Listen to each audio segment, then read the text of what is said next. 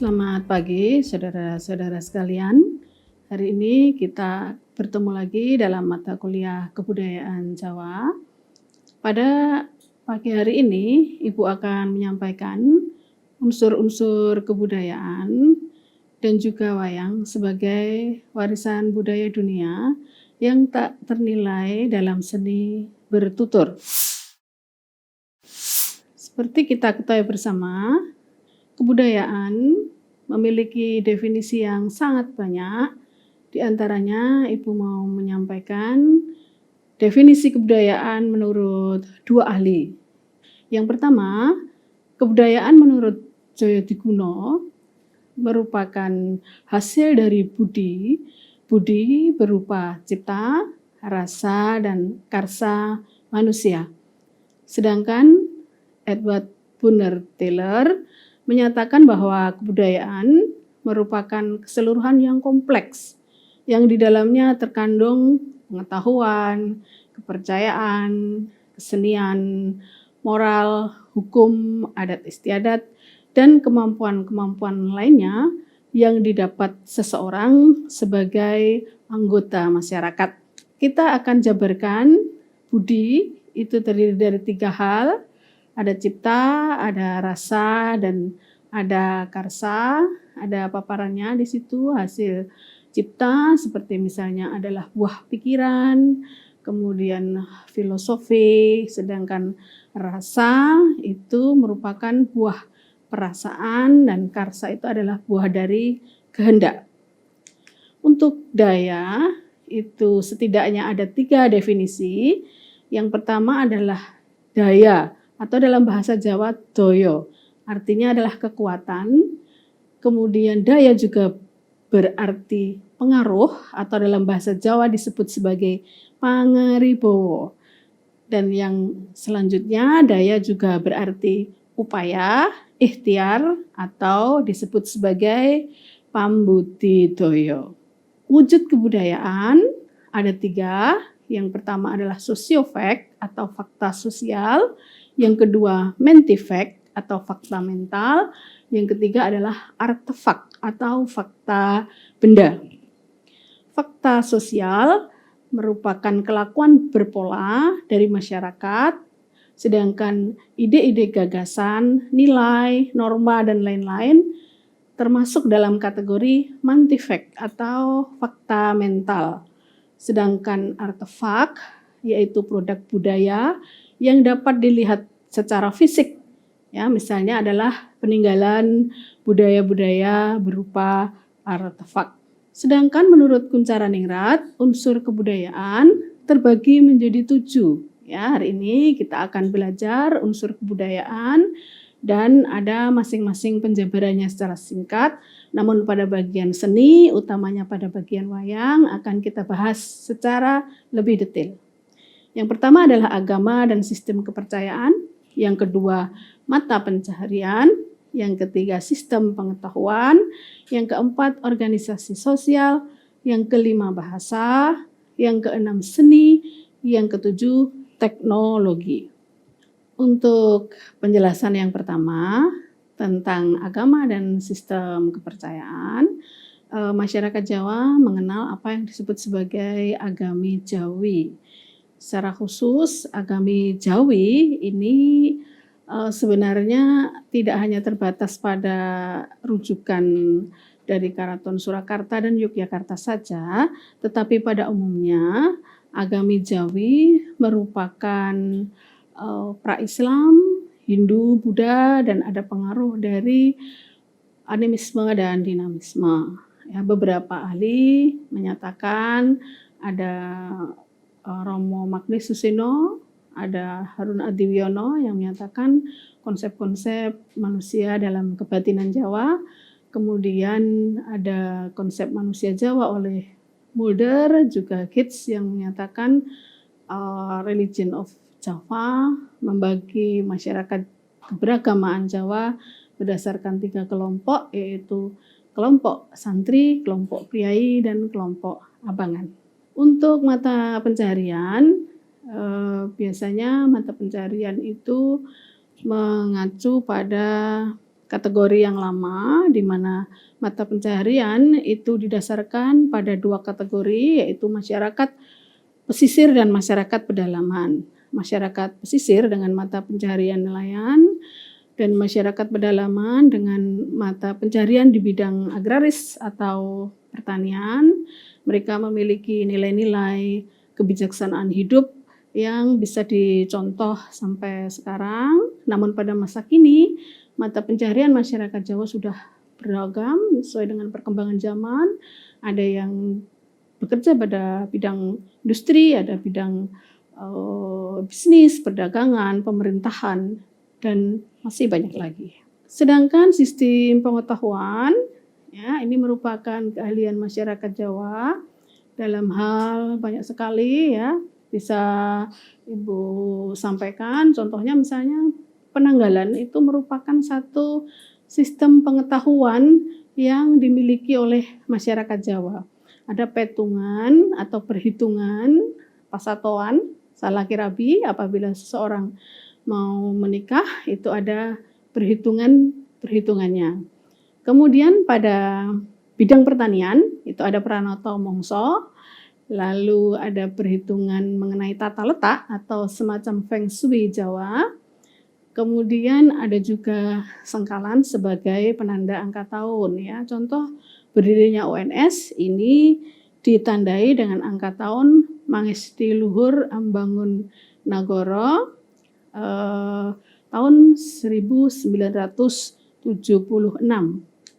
Kemudian organisasi sosial merupakan sistem kekerabatan orang Jawa, di mana secara genealogis masyarakat Jawa mengklasifikasikan kekerabatan itu dalam 7 grade. Grade itu adalah 7 level, ya, 7 grade. Ada anak, ada putu, ada buyut, ada canggah, wareng, udek-udek, dan gantung siwur. Kemudian karena masyarakat Jawa itu ada di dalam masyarakat patriarki, ya, ini berpengaruh dalam pembagian warisan atau sistem pembagian warisan. Masyarakat Jawa mengenal pembagian warisan dengan sistem sepikul segendongan, sepikul untuk laki-laki atau 2 bagian, dan segendongan atau 1 bagian itu untuk perempuan. Kemudian pewarisan harta warisan itu juga bisa dilakukan secara lisan, dalam artian misalnya orang tua pada saat masih sehat begini mengatakan, kamu anak saya yang paling besar akan saya beri perusahaan tekstil saya, misalnya begitu, ya. Nah, kemudian kamu yang anak nomor 2 saya beri hotel. Nah, kamu anak nomor 3 saya beri rumah pekarangan dan isinya misalnya. Tetapi itu baru dinyatakan secara lisan saja, belum ada hitam di atas putih. Ini disebut dengan sistem setat. Ya, jadi ada istilah disetatke begitu, ya. Diberi bagian tetapi secara lisan. Nah, kemudian untuk trah tadi ada beberapa buku, ya, yang bisa saya sampaikan, di mana trah ini merupakan sistem genealogis.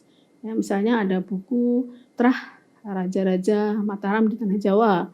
Nah, ini adalah salah satu contoh di mana trah atau kekerabatan atau sistem genealogis itu dikenal juga baik dalam sistem kerajaan atau sistem institusional, tetapi juga dikenal dalam sistem keluarga secara keluarga kecil. Kemudian contoh bagan genealogis itu biasanya ada bagan, ya, di mana di atas itu adalah trah dari yang paling tua, level yang paling tua sampai ke bawah, ya. Nanti bisa dijabarkan. Anda semua misalnya bisa membuat trah dari keluarga Anda masing-masing, ya. Anda bisa bertanya kepada ayahnya, siapa ayahnya ayah, ya, siapa kakeknya ayah, siapa kakeknya kakek, ya, dan seterusnya sampai 7 grade. Ya, ini hanya contoh saja. Nanti bisa dibuat sendiri masing-masing berdasarkan informasi dari orang tuanya. Untuk unsur kebudayaan yang selanjutnya adalah bahasa, di mana bahasa itu kalau dalam bahasa Jawa itu sangat unik. Yang pertama ada wilayah bahasa Jawa, di mana wilayah itu menunjukkan dialek. Ya, misalnya pada wilayah Surakarta dan Yogyakarta itu disebut sebagai dialek yang Solo Jogja, ya. Kemudian ada di area Banyumas itu disebut sebagai dialek Banyumasan, di mana bedanya antara Solo dengan Jogja dengan Banyumasan, dengan Surabayaan atau Jawa Timuran, pesisiran dan lain-lain itu masing-masing berbeda. Kalau misalnya Solo Jogja mengatakan ono, ora ono, ya, ora ono. Kalau pada dialek Banyumasan menjadi ora ana, ya. Sego dalam dialek Solo Jogja, dalam dialek Banyumasan menjadi sega. Nah, kemudian pada kekhasannya, misalnya pada Surabaya atau Jawa Timuran, itu ada misalnya rek, ya. Kemudian ada kata cak, misalnya ya. Nah, kemudian pada kekhasan yang lain, misalnya pada pesisiran, itu kalau kita mengatakan bapakku, maka kalau di bahasa pesisiran, Jawa pesisiran itu menjadi bapak em, ya. Ibuku menjadi ibu em, nah, misalnya. Nah, ini adalah salah satu keunikan bahasa Jawa dari sisi dialek. Sedangkan dari sisi tingkatannya, bahasa Jawa mengenal apa yang disebut sebagai tingkatan-tingkatan atau yang disebut sebagai undosuk. Ya, ada bahasa Jawa Ragam Ngoko, itu digunakan oleh orang-orang yang sebaya usianya. Kemudian bahasa Jawa Ragam Kromo itu dipakai oleh orang yang usianya dari yang lebih muda kepada yang lebih tua, dan Kromo Inggil itu juga digunakan oleh misalnya atasan kepada bawahan, kemudian anak kepada orang tuanya. Nah, ini untuk menggambarkan bagaimana tingkatan halus kasar yang merepresentasikan tindak tutur dan juga kesopanan dalam berbahasa. Baik, selanjutnya adalah seni. Ya, jadi seni masyarakat Jawa itu memiliki beragam, ya, sangat banyak seni. Ya, misalnya ada seni ukir, ya, seni tatah sungging, ada seni batik, ada seni pertunjukan, ada seni musik, ada seni tari, ya, misalnya. Nah, kemudian pada seni ukir, ya, kita tahu ya sampai sekarang misalnya seni ukir Jepara itu adalah seni yang sangat terkenal. Kemudian gebyok dari Kudus misalnya dengan ragam ukiran yang sangat bagus itu juga menjadi satu ciri dari daerah Kudus. Nah, kemudian kalau seni tatah sungging sebenarnya ada pada wayang yang berbahan kayu, wayang golek misalnya, itu bisa ditatah dan disungging. Nah, kemudian untuk seni pertunjukan itu ada ketoprak, ludruk, tayub, dan wayang.